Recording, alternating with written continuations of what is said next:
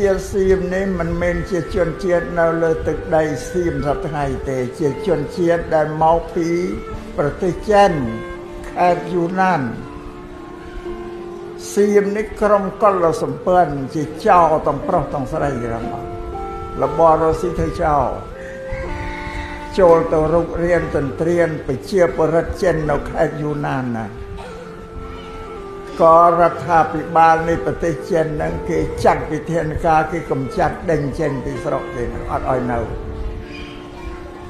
ម្ល៉េះហើយជនជាតិសៀមនេះក៏ធ្វើអន្តោប្រវេសន៍ចេញពីខេត្តយូណានមកអន្តោប្រវេសន៍គឺ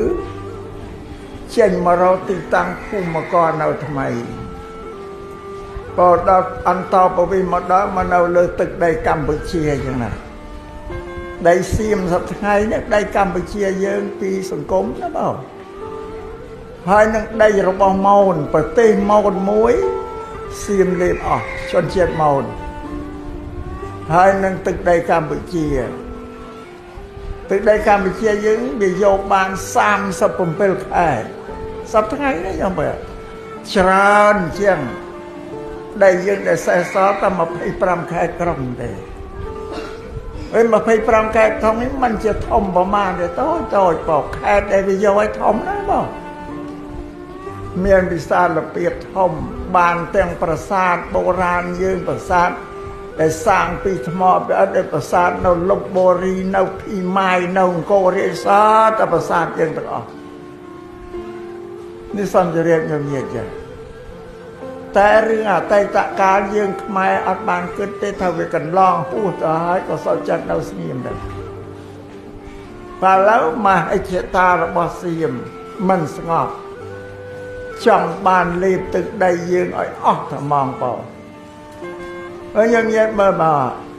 ទៅខ្មែរសូរ៉ែនខ្មែរស៊ីសកេតខ្មែរអង្គររាជខ្មែរប្រជានសោះតែខ្មែរទាំងអស់ដែលសៀមវាមកយកទៅត្រួតត្រាខ្មែរទាំងអស់នោះនៅក្រោមការគ្រប់គ្រងរបស់សៀមមិនដឹងទៅណាបើភូមិកំណើតខ្លួននឹងហ្នឹងក៏នៅទៅញោមទៅសរិនអីទៅបើមិននិយាយខ្មែររញោនេះភាសាខ្មែរបើទៅបរិរាមទៅអង្គររាជអីណាសិតតែខ្មែរញ៉ាតាមកសុំលើកប្រវត្តិរបស់សៀមគឺមិនចាប់តែបើចង់លេបយកទឹកដីយើងឲ្យអស់លលីពីមុនមានកម្ពុជាក្រោមខ្មែរក្រោមខ្មែរកណ្ដាលខ្មែរលើឥឡូវវាចង់លេបខ្មែរកណ្ដាលឲ្យអស់លលីកុំឲ្យមានខ្មែរកណ្ដាលទៀតនោះណា